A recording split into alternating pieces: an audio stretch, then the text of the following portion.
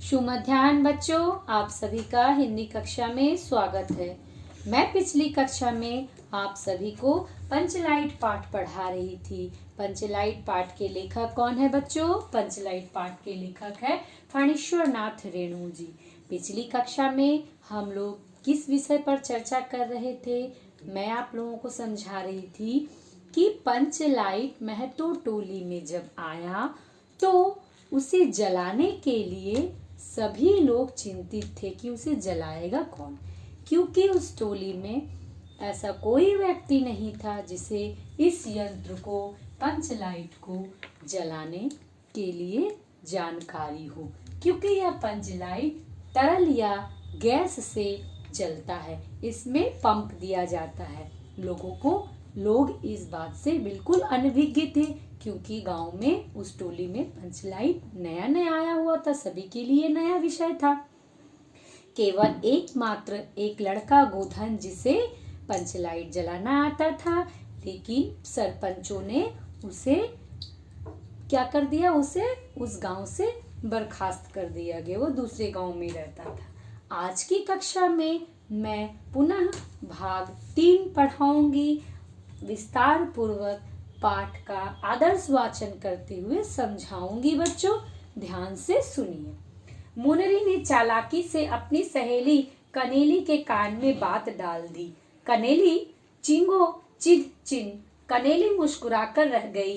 गोधन तो बंद है। मुनरी बोली, तू कह तो सरदार से।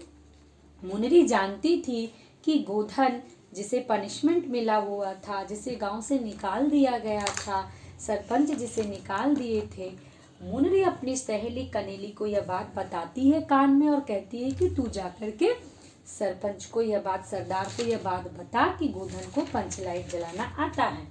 गोधन जानता है पंचलाइट बालना। कनेली बोली, कौन गोधन जानता है बालना? लेकिन तब इस पर सरदार प्रश्न करता है, कौन गोधन जानता है बालना? बालना शब्द का अर्थ होता है जलाना। लेकिन सरदार ने दीवान को देखा और दीवान ने पंचों की ओर। सरपंच के जितने सदस्य थे, पंच एक दूसरे को देख रहे थे। सरदार दीवान की ओर और दीवान पंचों की ओर देख रहे थे। पंचों ने एक मत होकर हुक्का पानी बंद कर दिया। तब उसे स्मरण आता है कि सभी पंच मिल करके जो है उसका हुक्का पानी बंद कर दिया। सलीमा का गीत गाकर आंख का इशारा मारने वाले गोधन से गांव भर के लोग नाराज थे।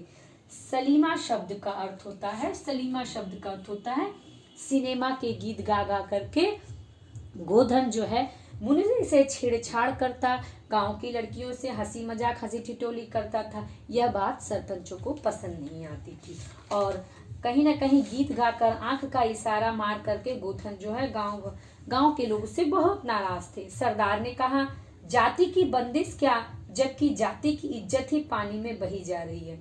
क्यों जी दीवान? तब सरदार को यह स्मरण होता है कि गोधन, जिसे जो है बिरादरी से निकाल दिया गया था, वो हमारे जाति का नहीं है। तो अब प्रश्न खड़ा होता है पंचलाइट को जलाने का, और उस टोली में केवल गोधन ही एक ऐसा लड़का था जो पंचलाइट जला सकता। इसीलिए कहता है कि हम जाति का बंदिश करते हैं, हम जात में भेदभाव करते हैं। देखो उसी जाति का इज्जत चली जा रही, हमारी इज्जत चली जा रही है। क्यों जी दीवान? दीवान ने कहा, ठीक है। पंचों ने भी एक स्वर में कहा, ठीक है, गोधन को खोल दिया जाए। गोधन को बंदी बना दिया गया था। और सरदार कहते हैं कि हम जाति में भेदभाव करते हैं, भले ही गोधन दूसरे जाति का है, लेकिन अभी वही लड़का पंचलाइट जला सकता है और हमारा मान सम्मान बचा सकता है। इसीलिए अब भेदभाव क्यों करना?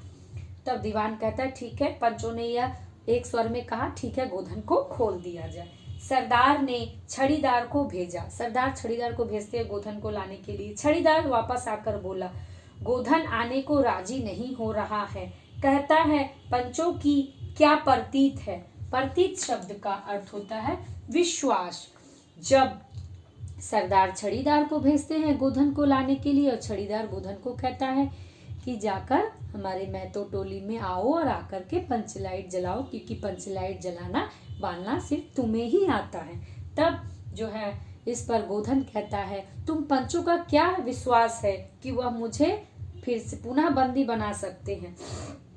कोई कल कब्जा बिगड़ गया तो मुझे दंड जुर्माना भरना पड़ेगा। कह रहा मैं एक बार भुक्तभोगी हूँ, मैं देख चुका हूँ, इसलिए मुझे पंचों पर विश्वास नहीं है। अगर जलाने के क्रम में कोई कल पुर्जा जो है अगर बिगड़ गया तो उसका मुआवजा मुझे ही करना पड़ेगा।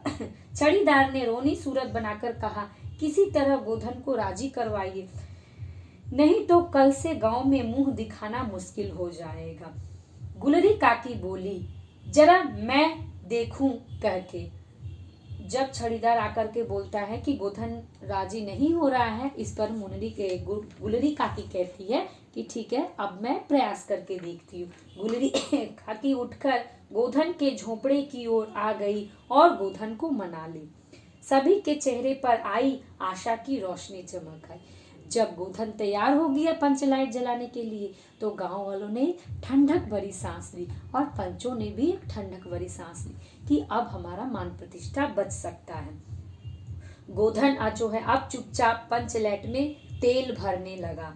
सरदार की स्त्री ने पूजा की सामग्री के पास चक्कर काटती हुई बिल्ली को भगाया।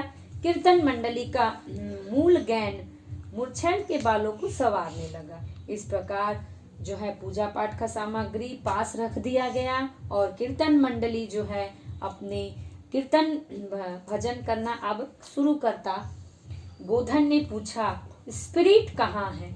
स्पिरिट शब्द का अर्थ होता है ज्वलनशील तरल पदार्थ, अर्थात पंचलाइट को जलाने के लिए एक ज्वलनशील तरल पदार्थ की आवश्यकता थी। तब पंचलाइट के बारे में गोधन कहता है कि स्पिरिट कहाँ है, बिना स्पिरिट के यह कैसे जलेगा। लो मजा, अब यह दूसरा बखेड़ा खड़ा हुआ।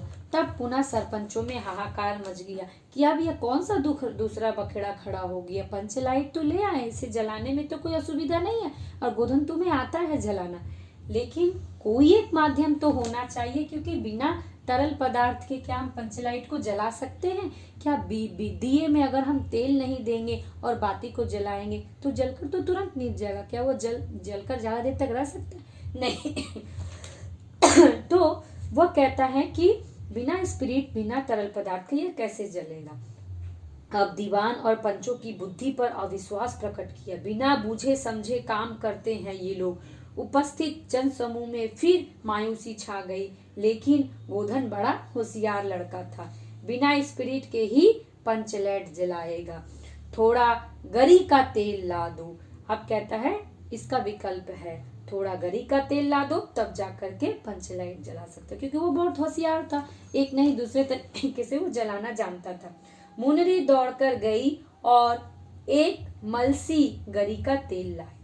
मलसी का अर्थ होता है काठ की, मलसी का अर्थ होता है काठ की छोटी कटोरी, उसमें जो है तेल लाती है।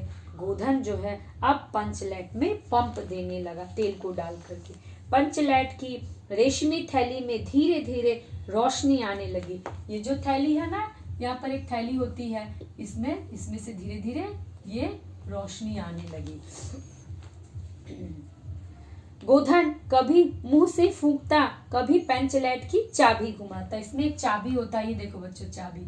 मोहन जो है, गोधन जो है इसी चाबी को घुमाता है और कभी कभी वो फूंक मारता है। थोड़ी देर बाद पंचलाइट से सनसनाहट की आवाज निकलने लगी और रोशनी बढ़ती गई। लोगों के दिल का मैल दूर हो गया। दिल का मैल, आपस में जो मनमुटाव था, पंचलाइट नहीं जलेगा, हम किस प्रकार गांव में मान इज्जत से रहेंगे, हम दूसरी टोली में कैसे अपना इज्जत को बचाएंगे। गोधन बड़ा काबिल लड़का है। अंत में पंचलाइट की रोशनी से सारी टोली जगमगा उठी। जब गोधन पंचलाइट को अंततः जला देता है तो सारा पंचलाइट की रोशनी से सारा टोला जो है जगमगाने लगता है। तो कीर्तनिया लोगों ने एक स्वर में महावीर स्वामी की जय ध्वनि के साथ कीर्तन शुरू कर दिया। पंचलाइट की रोशनी में सभी के मुस्कुराते हुए चेहरे स्पष्ट हो गए। जब पंचलाइट में रोशनी आया तो गांव के सभी लोग एक दूसरे को देख करके बधाई देने लगे और मुस्कुराने लगे। आशा की एक किरण जगमगाई। गोधन ने सबका दिल जीत लिया। वह लड़का जिसे जो है सरपंच ने बांध कर रख दिया था, उसे पनिशमेंट दिया था, आखिर वही लड़का जो उसके जाति का नहीं था, लेकिन उसके जात का मान इज्जत बढ़ाया। इस प्रकार गोधन सबका दिल जीत लिया। सरदार ने गोधन को बहुत प्यार से बुलाकर कहा, तुमने जाति की इज्जत रखी है, तुम्हारे 7 खून माफ। 7 खून का अर्थ होता है बच्चों सभी गुनाह माफ हो जाना। सरदार गोधन को अपने पास बुलाकर बड़े प्यार से कहता है कि तुमने आज हमारी इज्जत रख ली, तुम्हारे सभी गुनाह माफ है। खूब गाओ सलीमा का गाना। अब कहता है खूब अब सिनेमा का गाना गाओ, इस पर तुम्हें कोई रोक टोक नहीं है। गुलरी काकी बोली, आज रात मेरे घर में खाना गोधन। इस पर गुलरी काकी भी मान जाती है। क्यों? क्योंकि गोधन जो है गुलरी काकी की बेटी से जो है प्रेम करता है, उसको देख करके वह सिनेमा का गीत गाता है, तो कहीं ना कहीं गुलरी काकी भी जो है गोधन को स्वीकार कर लेती है और कहती है कि आज रात तुम मेरे घर पे ही खाना खाना। कीर्तनिया लोगों ने एक कीर्तन समाप्त कर जय ध्वनि की हो।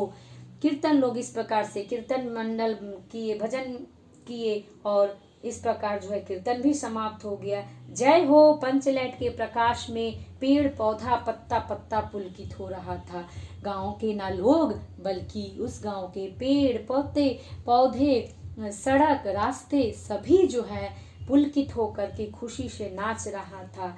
तो अंत तक पंचलाइट जलाने से महतो टोली की जीत हुई और हम देख सकते हैं कि पंचायत से निष्कासित गोधन किस प्रकार जो है पंचलाइट को जलाने से सभी उसको प्यार करने लगे, वह सबका प्रिय का पात्र हो गया और गोधन जो है कहीं ना कहीं पंचों की उस जाति की उस टोली की मान इज्जत को बचाया। तो मुझे आशा है बच्चों आप मेरे द्वारा भेजे गए सभी वीडियो को देख करके पंचलाइट पाठ को भली पूर्वक आप समझ सकते होंगे। धन्यवाद।